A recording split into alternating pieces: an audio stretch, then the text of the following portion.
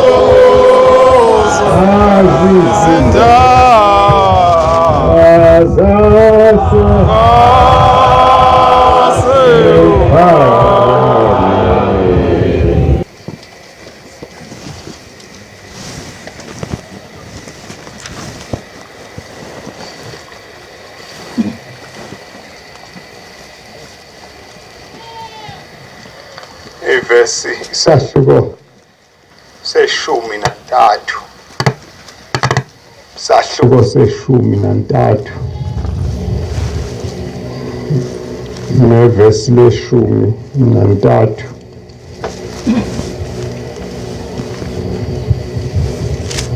uSamuel wathi kuSawuli, wenze kabi, lokhu awugcinanga umyalo kaJehova uThixo wakho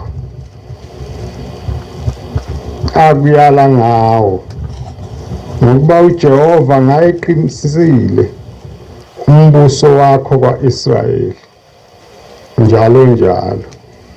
Kepha manje umbuso wakho awuyikuma.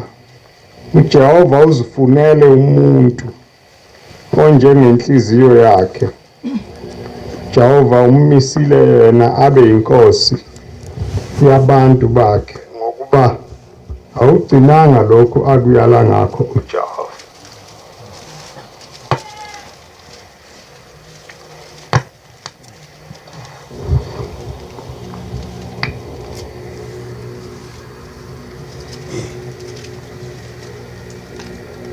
Njengoba ngihlale ngisho ukuthi nina akukho muntu owathuma uNkulunkulu ukuba aniqoqe ezindaweni zonke lapha niqhamuka khona. Namhla seningumndeni omkhulu. Ningumndeni kodwa ophuma kuzindawo ngezindawo. Lapha leli zwi likaShembe elalinimemeza khona lafinyelela khona. Indaba engiyifundile indaba yenkosi, indaba kaSawuli. uNkulunkulu wayemthanda njengoba enithanda nje nani. Wamgcoba, wamenza waba inkosi yabantu bakhe. Babengakaze babe nayo inkosi.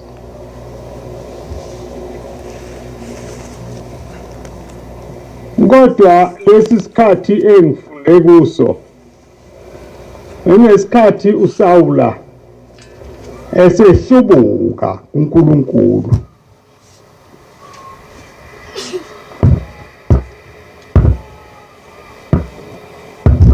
Ngiyacabanga ukuthi wathi umbuso wakhe uhlangana ewubona ukuthi sekungumbuso omkhulu,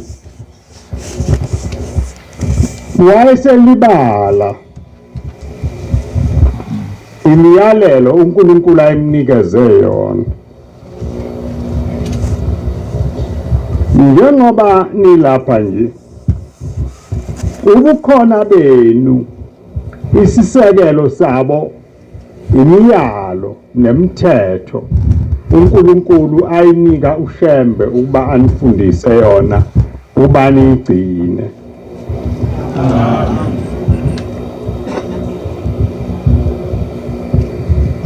Uma nihlubuka emiyalelweni enikwe yona, ubukhona benu abukho.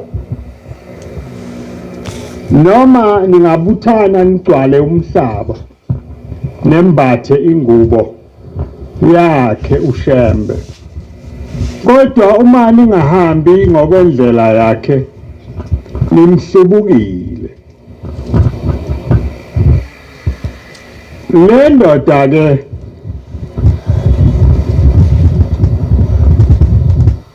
iyayigcotshwe umprofeti uSamuel, ethe uNkulunkulu hamba ungigcobele lo muntu wakwaBenjamini, ngifuna abe inkosi yabantwana bami. Uma ke engasahambi kahle, isono sakhe sokuqala washisa impepho eLatini, engagcotshelwe ukuba enze lokho. egcotshelwe ukuba abe inkosi athethe amacala abantu alwe izimpi lezi uNkulunkulu amthuma zona.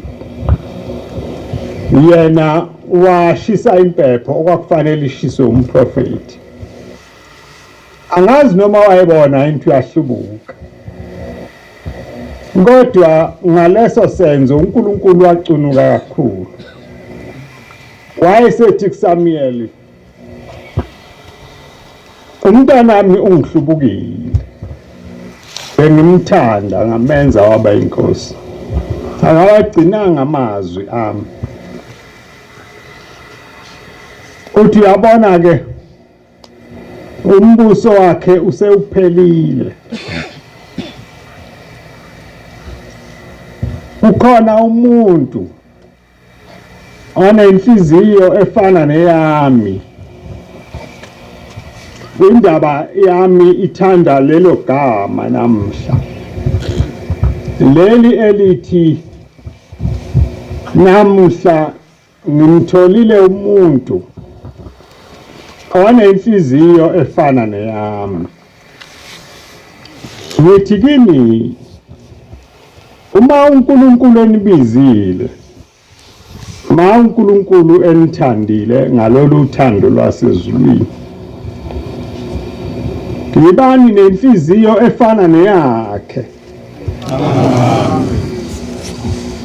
Indaba esindayo kakhulu leyo, ngoba uDavida lo kwakukhulunywa ngaye wayezelwe naye umfazi nendoda, wayaziwa ukuthi indodana kaJese.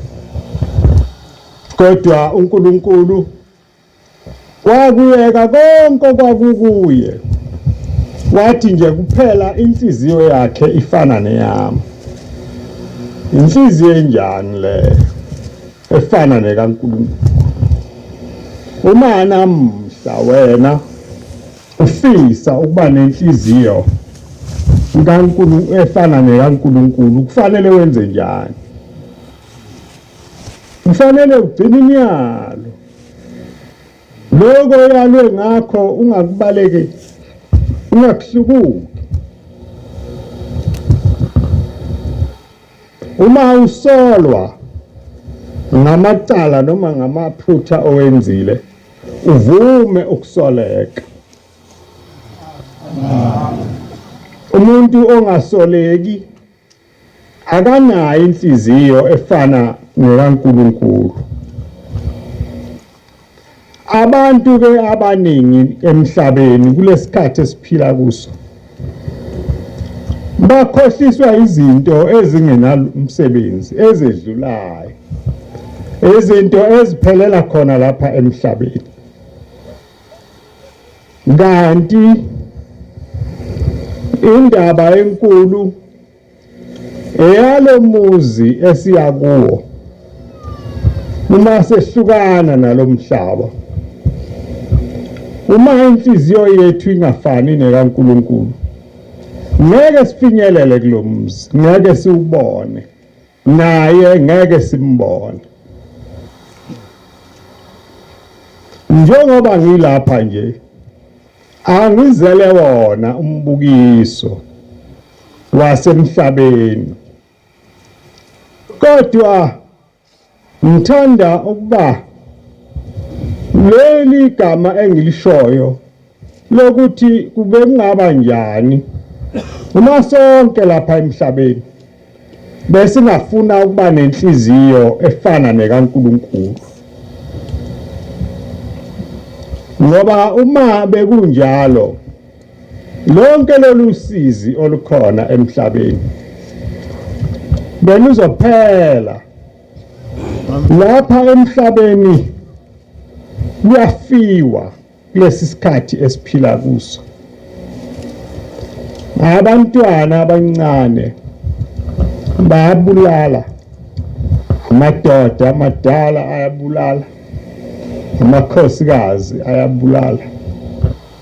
Bonke abantu benza izinto ezimbi.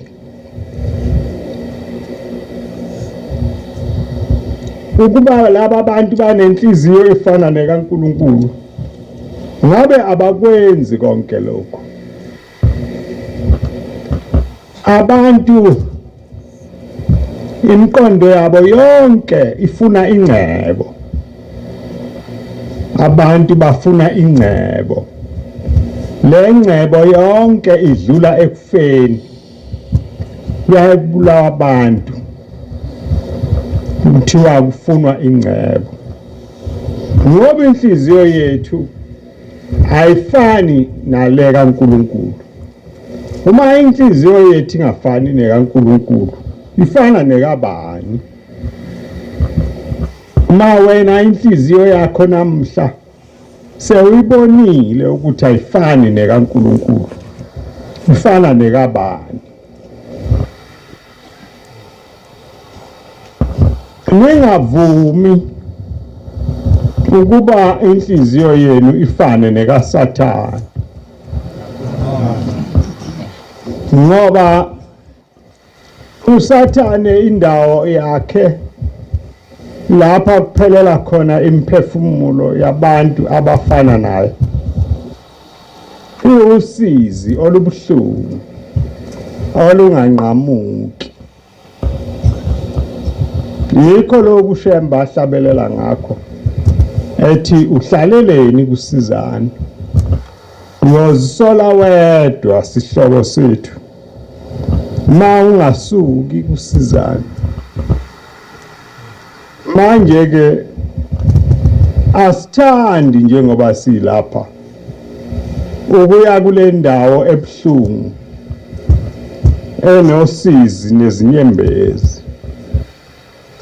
Sithanda ukuya lapha kunamadlelo khona amahle aluhlaza afanele abantwana laba uNkulunkulu ababizile wazikhethela bona.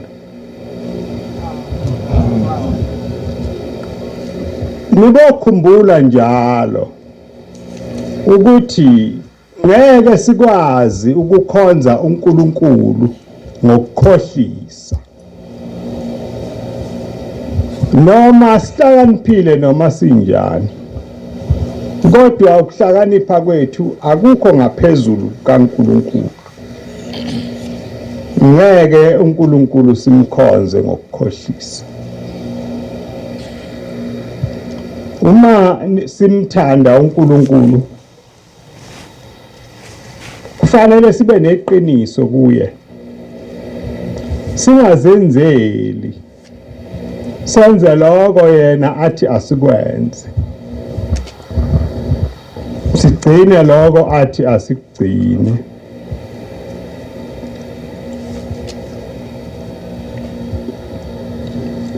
Amanzi abantu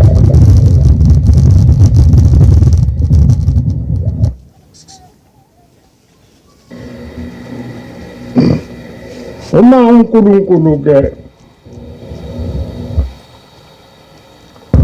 esibiza akacabangelanga phezu kwethu, wayekwazi konke asibizela kona.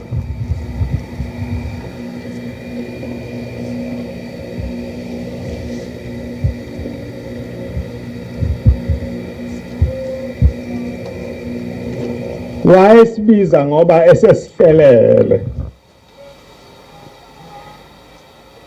Wathi mawuShembe fika phambi kwakhe,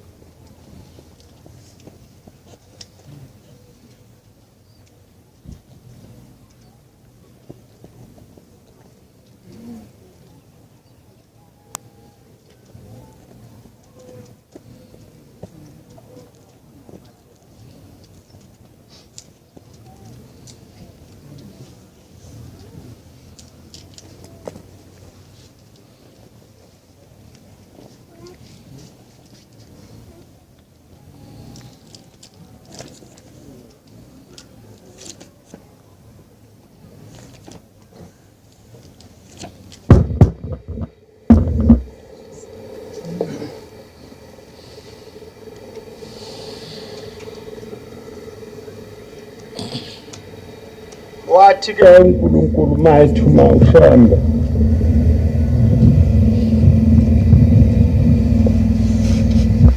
wamyalela wamabela indlela azohamba ngayo uma ehola abantu bakhe.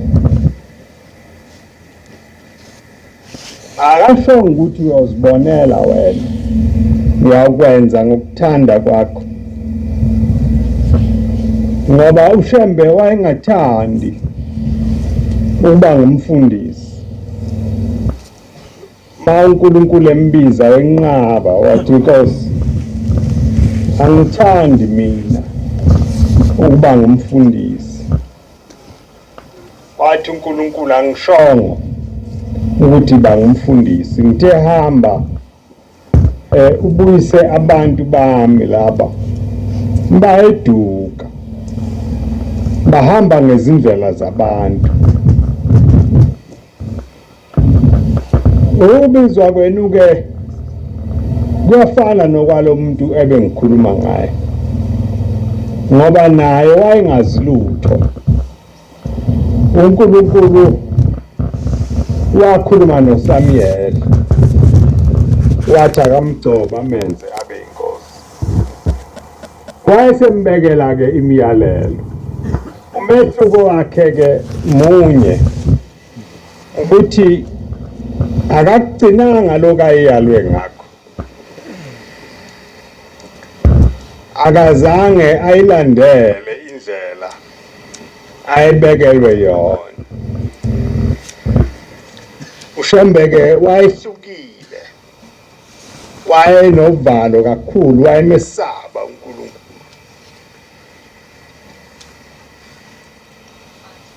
Wawungamkhohlisa mhlampe ngenye into, kodwa wawungeke umkhohlise ngendaba kaNkulunkulu. Mayikhuluma ngaye inkosi yasePhakameni, ethi wayempofu kakhulu ngezinto zasemhlabeni, wayengenalutho.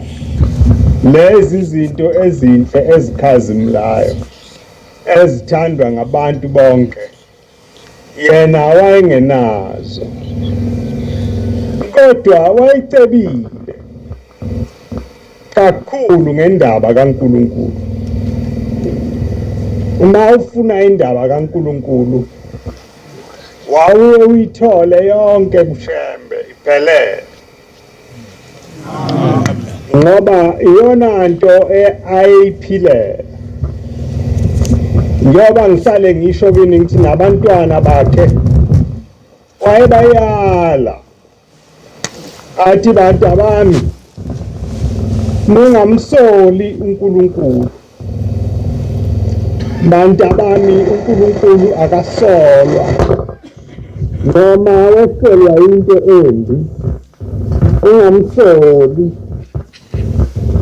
ngoba ngelinye ilanga uye futhi lo Nkulunkulu ozawukwenza ukuba ujabule. Abantu-ke abaningi lapha emhlabeni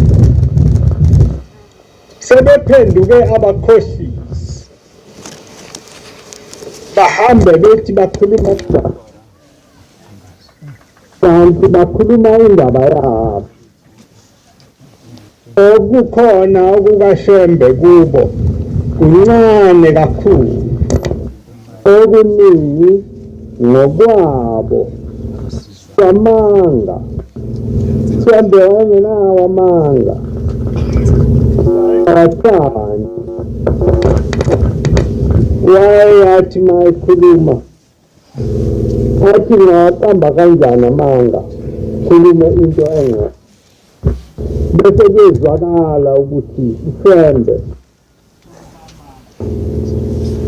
athi ngakuye ngibe umuntu onjani, ngoba lo Nkulunkulu engimkhonzayo mkhulu kakhulu, uzayidumala uma ezwa ukuthi namhla ngiqamba amanga, ngakhuluma into engekho. Manje-ke anginakuwaqamba amanga.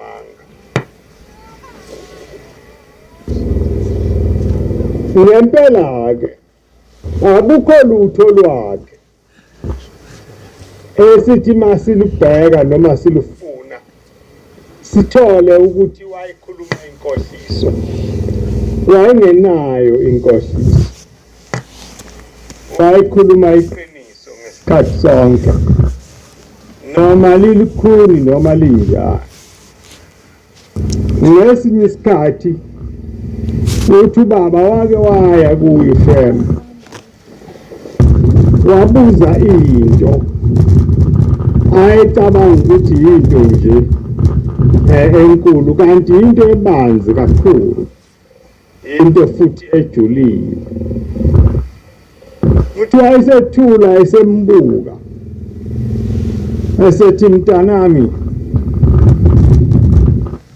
kuphakathi kwezinto ezimbili manje, phakathi kokuthi ngikuphendule ngikukhohlise ngenzele ukuba usuke phambi kwami ngoba uyingane, phakathi kokuthi iqiniso ngiyosaba kodwa ngoba usemncane kusimo yakho.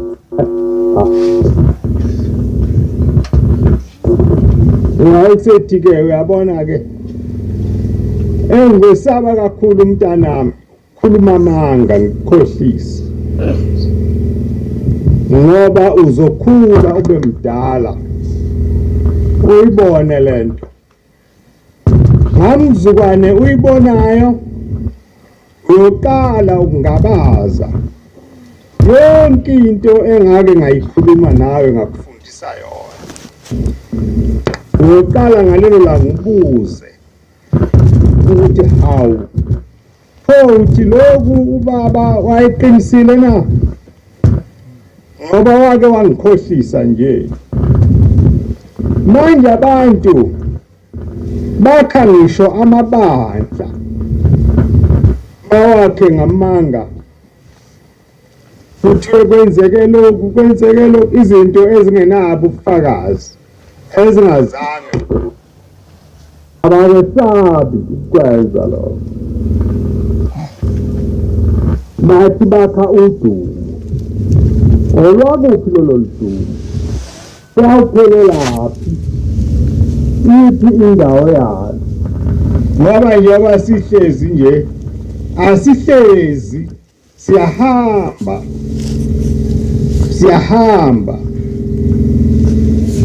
siya ezweni elizayo, sonke sithwele imithwalo siya ezweni elizayo. Manje-ke imithwalo wena ozothetha yona ukuba nikele ekukhulumeni izinto ezingekho, ngoba uthi uqinisa into engekho, uzawugcinaphi? Kusasa uzawube ukuphi? Indaba yethu ilapho ukuthi kusasa-ke le mthwalo ithwele wena izawukubeka aphi? Ngoba uma uNkulunkulu ehlezi lapha emhlabeni efuna izinhliziyo zabantu abanenhliziyo enjengeyakhe, eyakho izotholakala ifana nekabani. Kuyawufana nekabani yakho. Ningakhohliswa muntu. Alukho udumo oludlula udumo olungaphakathi enhlizweni yakho lobungcwele, ukuthi noma kunjani maluza kuwe luze lwembethe ubungcwele. Lolu enilwakhayo ngihamba ngikhuluma amanga, izinto ezingekho, nithi nakha udumo, alunabo ubungcwele.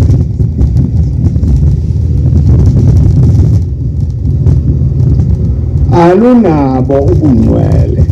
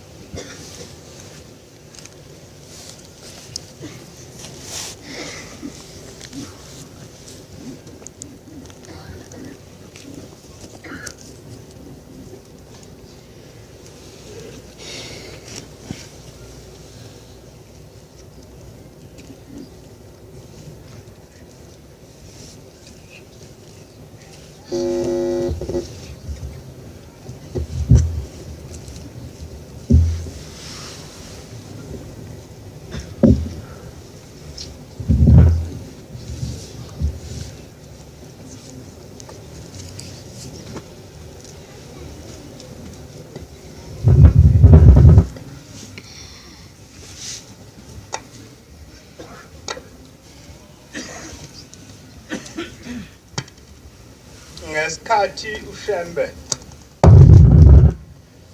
efika lapha kulelizwe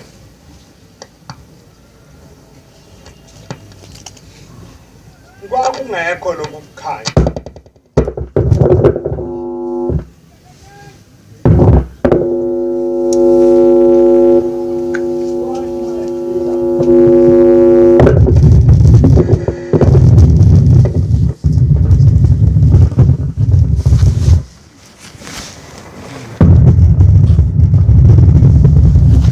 Wathi mayefika uShembe wafika nokukhanya. Lokhu kukhanya kuye ukukhanya yena uqobo lwakhe.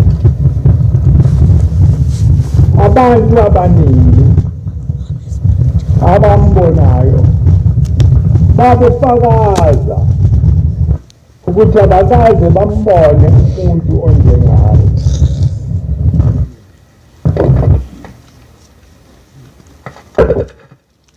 Mayesefikile-ke baphela ubumnyama.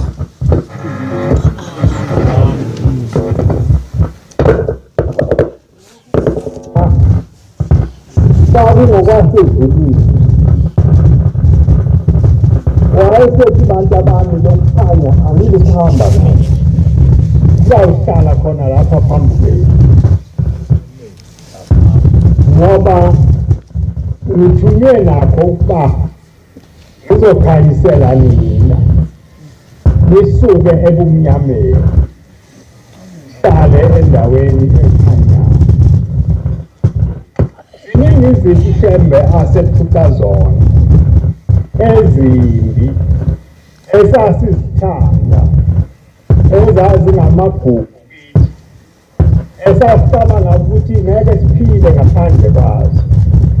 Kodwa wathi mayefika yena wathi cha bantu bami, yekani konke lokhu, Bhekani uNkulunkulu. Inkosi izanobusa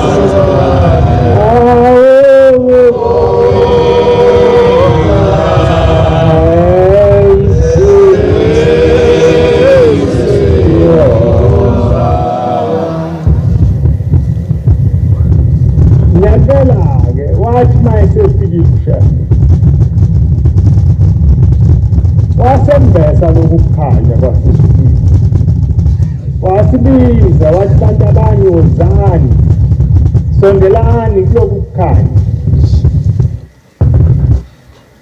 okubuhlungu-ke ilamazwi akhulunywa ile ndoda endala uSamuel ewakhuluma uSawuli uthi wenze kabi awagcinanga amazwi apha bekufanele uhlale ulinde uNkulunkulu enze lokho ofanele akwenze yena. Uyabona-ke manje wenze isono esibi-ke kunazo zonke izono kuNkulunkulu ukuhlubuka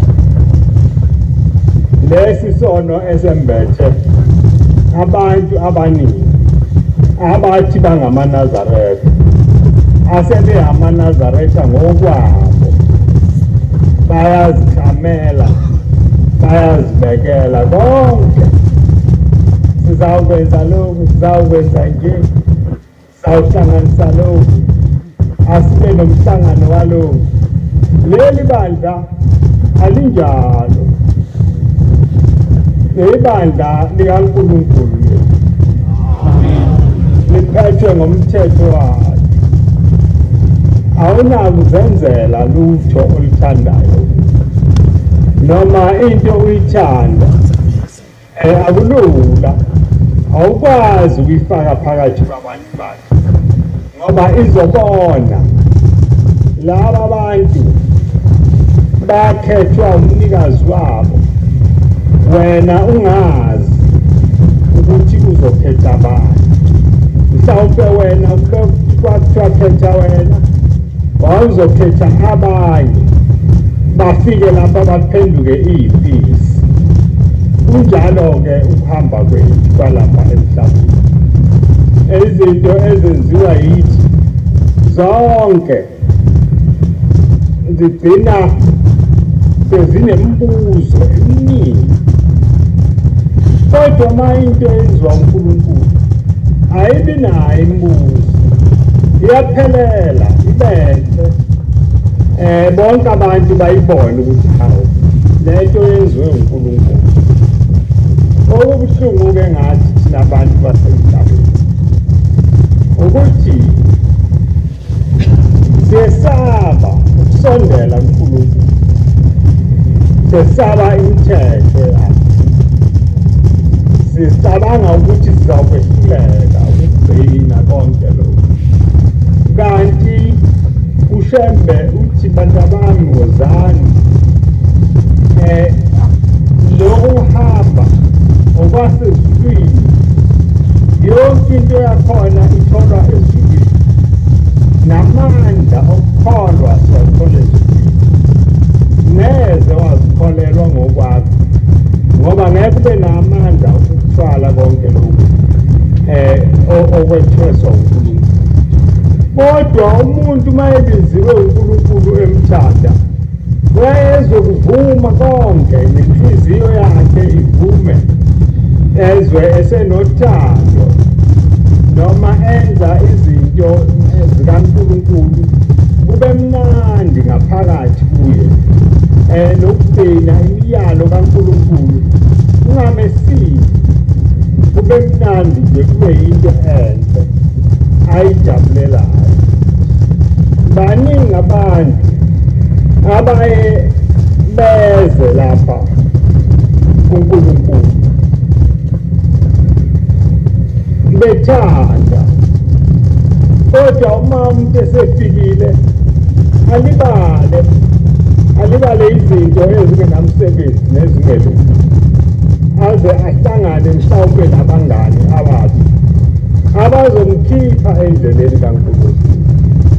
Indlela kaNkulunkulu ifuna abantu abalindayo. Indlela kaNkulunkulu ifuna abantu abahlala njalo bezikhokhela bezibuza ukuthi Nkosi, njengoba ngiphambi kwakho nje ngihamba ngakho yini? Ayibafuna abantu abahlakaniphele yonke into, abaqinela yonke into nabangayazi. Ifuna abantu abahamba njengomakoti besabe ukunyathela emagcekeni.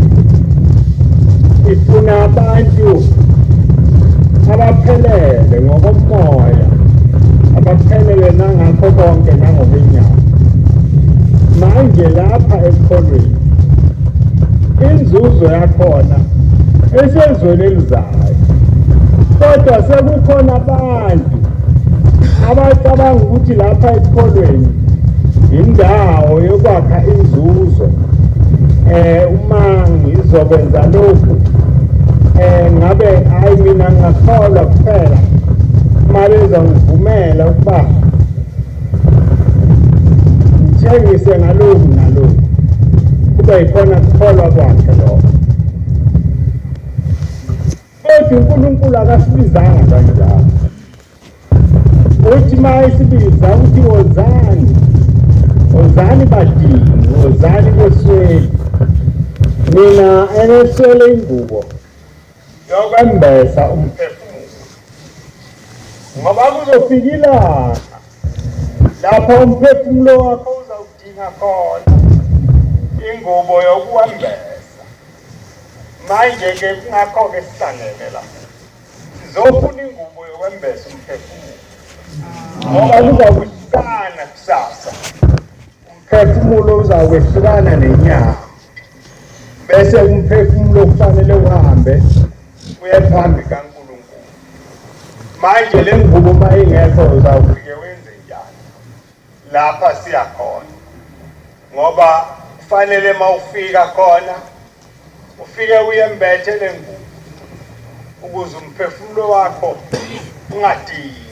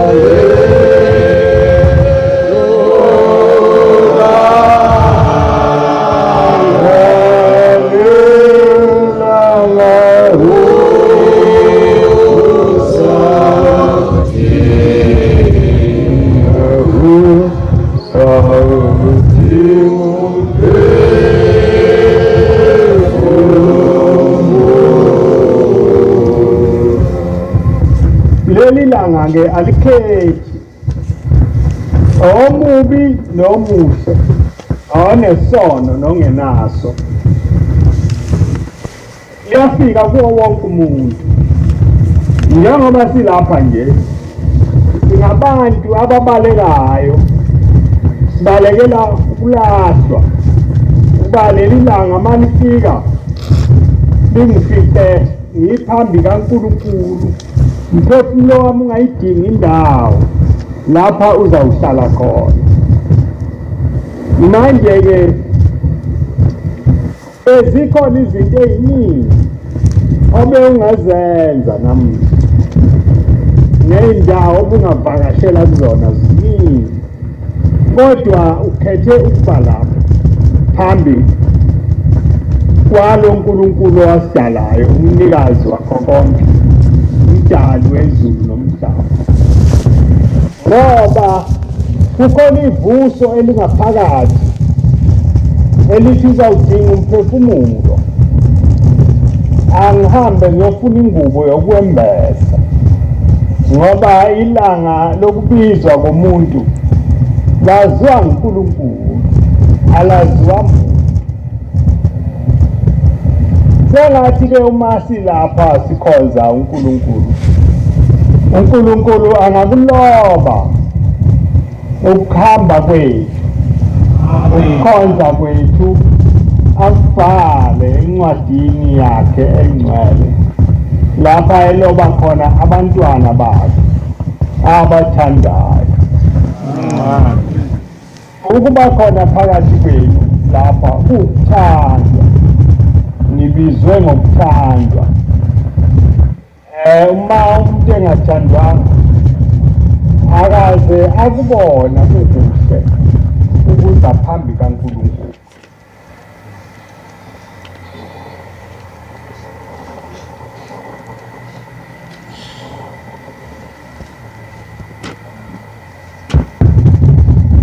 Umuzi esiya kuwo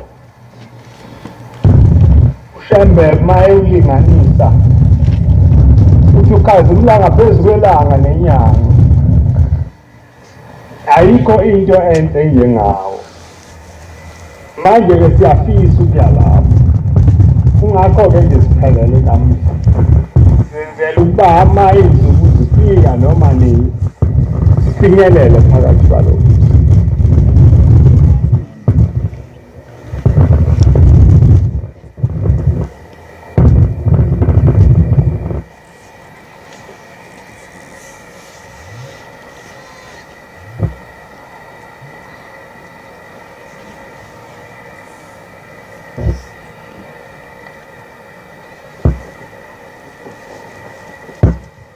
Ingoma yamakhulu amabili nesishiyagalombili, amakhulu amabili nesishiyagalombili. Inkosi usiphakama ngocela omunye sabelele.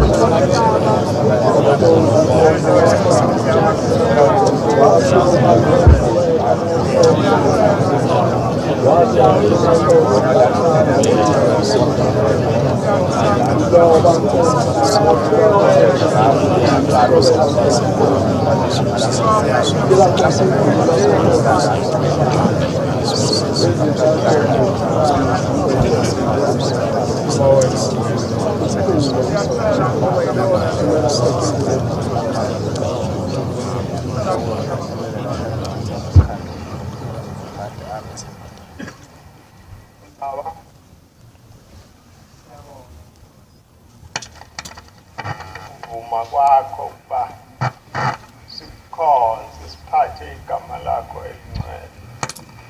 Siyacela-ke Nkosi ukuba usikhumbule nawe, uhambele Nkosi emzini yobaba.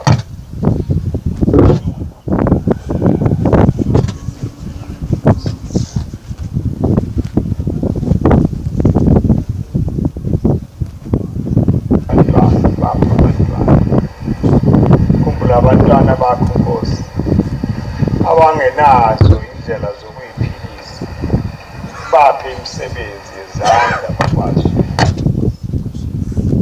Khumbula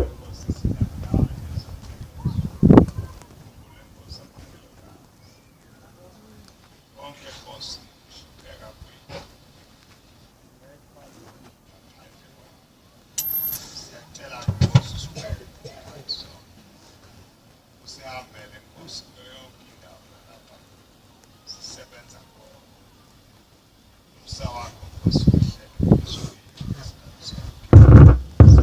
Nkosi. Sebenza.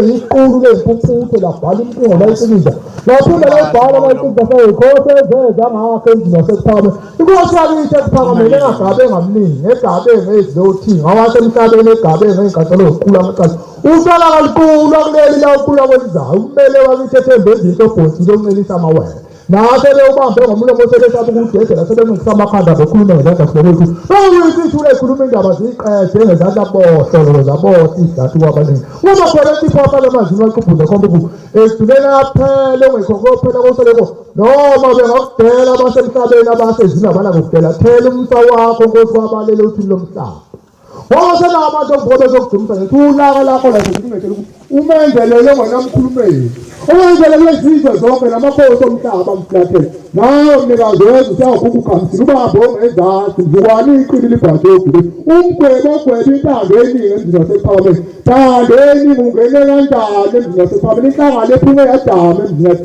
imene eziningi umntakakwana nkosi yasePhakameni angibone ebesweni ngabona ukuba avuleka amehlo wasala mlandela kwaze kwabandaba zayisontombazane ishete wathela What's majaji silikali ikusasa lakalazi umsindo ozakale kaJude uphinde ezwakala ND Durban High Court bathi bethele wasezini ukhulu ubhala umhlaba ophike wakaqabhizi umntungu ongalingani namuntu nasenkantolo akalingananga namuntu nabambheke bamdeqeza behlulekile kumlinganisi nomehlulelo omkhulu umnumzane Ahmed yaphi umbheke amaqeda mbone fanele ukuthi nkosi yamakhosi nkosi yezwe nomhlaba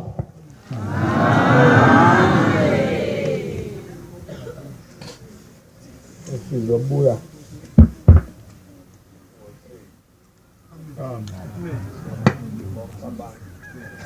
Abathanda ukunikela bayokudla ngaleso sikhathi. Amen.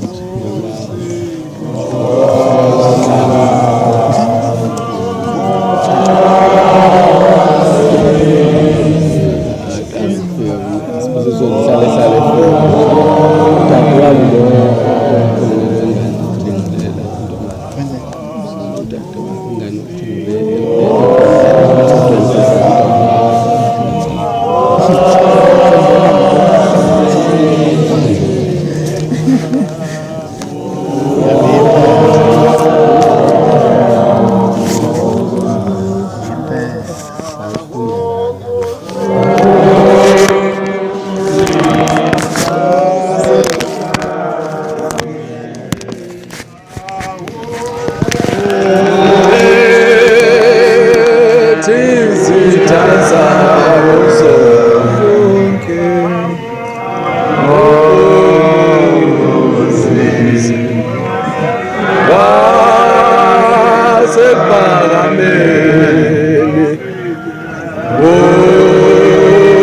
uchithe izitha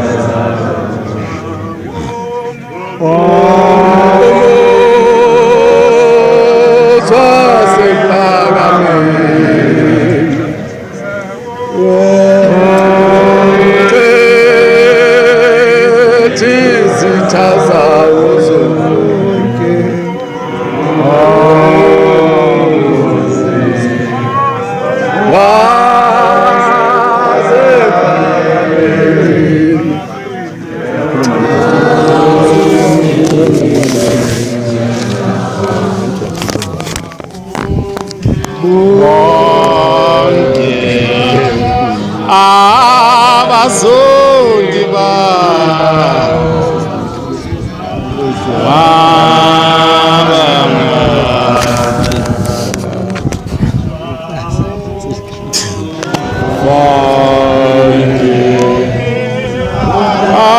abazondi